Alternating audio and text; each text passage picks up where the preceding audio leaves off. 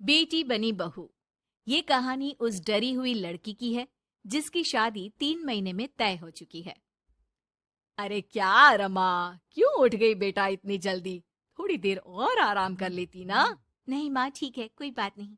ये बताओ, चाय के साथ नाश्ते में क्या लोगी? अरे कैसी बात कर रही है रमा, कल तक तो तू ऑर्डर दिया करती थी कि ये खाना है वो खाना है। आज तू हमें पूछ रही है, क्यों बेटा? माँ अब ऐसे ही बोलिए ना, क्या खाएंगी? बेसन की रोटी बना दूं दही के रायते के साथ? माँ कुछ सोचती है फिर कहती है, अच्छा सुन, ये बता, रोहन का फोन आता है? शादी होने वाली है तेरी उससे, बात करती रहा कर। हाँ हाँ हाँ माँ, बात होती रहती है, मॉर्निंग में मैसेजेस भी डालती हूँ। अच्छा माँ, नाश्ता बना कर आती हूँ। ये बदलाव रमा में अचानक आए थे। कहाँ तो वो देर से उठती, बिस्तर पर ही नाश्ता खाना और आराम से नहाना। माँ ने बचपन से ही किसी राजकुमारी की तरह रखा। पढ़ने में होशियार और काफी सोचने वाली लड़की थी रमा। क्या बात है, आज तो नाश्ता बिल्कुल अलग बना है। ये कॉम्बिनेशन अपने घर में तो मैंने नहीं खाया। पापा, वो रोहन की मम्मी सोमवार को यही खाती है, इसलिए मैंने बनाया सीखने के लिए। ठीक नहीं लगा तो कुछ और बना देती हूँ। अरे नहीं नहीं, हमारी समधन जो खाएगी हम भी साथ बैठकर वही खा लेंगे। वैसे इट्स वेरी हेल्दी। हाँ रमा, गुड, वेरी गुड। पापा के मुंह से तारीफ सुनकर रमा खुश हो जाती है। वो रोहन को फोन करती है, पता है पापा ने मेरे हाथ के नाश्ते की तारीफ की, बोल रहे थे it's very tasty Rama. Good good, सही है। अच्छा देखो, कल मम्मी पापा कुछ भी ग्रीन वेजिटेबल का खाते हैं, जैसे पालक पनीर या फिर मिक्स सलाद के साथ ब्राउन ब्रेड। तुम बना लेना कल, और हाँ पिक्स शेयर करना, मैं माँ को दिखा दूंगा। ठीक है, भेज दूंगी। अगले दिन रमा फिर कुछ नया बनाकर रोहन को फोटो भेजती है।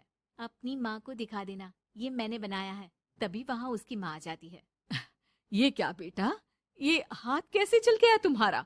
अरे कुछ नहीं माँ, वो तो बस ऐसे ही। आप बताओ ना, क्या चाहिए? अरे कुछ नहीं बेटा, ला मैं हाथ में दवा लगा देती हूँ। माँ हाथ में दवा लगा रही थी कि पता नहीं रमा क्या सोच रही थी। थोड़ी परेशान सी थी। क्या हुआ रमा, क्यों परेशान लग रही हो? रोहन से कोई बात हुई है क्या? नहीं माँ, आज जो बनाया उसकी फोटो मांगी थी रोहन ने, दे तो दी, लेकिन अभी तक कोई रिप्लाई नहीं आया। माँ कुछ सोचती है, फिर रमा के फोन से उसके जले हुए हाथ की फोटो खींचकर भी रोहन को भेज देती है।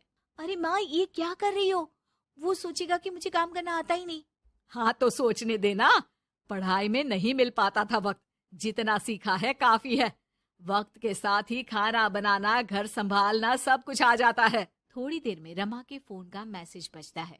रमा के पास रोहन का फोन आ जाता है। माँ को ये खाना देखने में ही अच्छा नहीं लगा, बोल रही थी कि तुम्हें बोल दूं कि अच्छे से बनाना सीखे।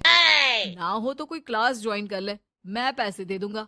और हाँ, प्लीज यार ऐसी डरावनी जलने कटने खून खराबे वाली फोटो मत भेजा करो। जल गई क्या? तुम्हें खाना नहीं बनाना आता क्या? मुझे ब्लेम मत करो।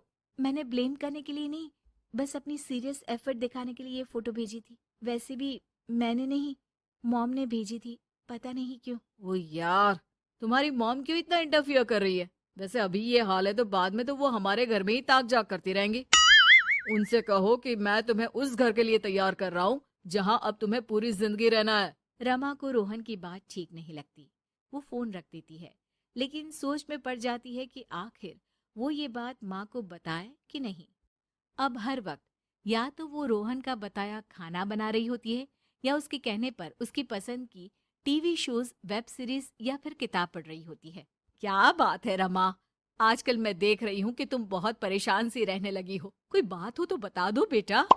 नहीं माँ, वो रोहन ने कहा था कि उसकी पसंद मुझे पता होनी चाहिए, जिससे कल को हम साथ हो तो हम लोग मिलकर अच्छे से बात कर पाए। उसने कुछ वेब सीरीज देखने को कहा था, लेकिन क्या कहूँ माँ, मेरी तो समझ में ही नहीं आ रही वेब सीरीज। अरे तो बोल देना रोहन को नहीं देखनी, या फिर एक काम कर, तू उसे अपनी पसंद का सिर्फ एक गाना सुनने को बोल। ला मैं मैसेज कर देती हूँ।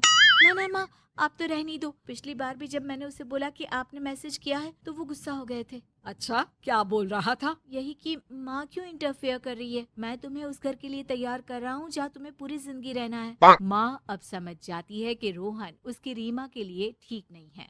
रहने दे रीमा, ये रोहन मुझे ठीक नहीं लगता। तू बोल तो मैं कोई और रिश्ता देखूं। अरे नहीं माँ, मेरे पूरे फ्रेंड सर्कल में ये बात हो गई है, नाते रिश्तेदार आस पड़ोस सभी। हाँ ठीक है बेटा, चल कुछ दिन और देख ले।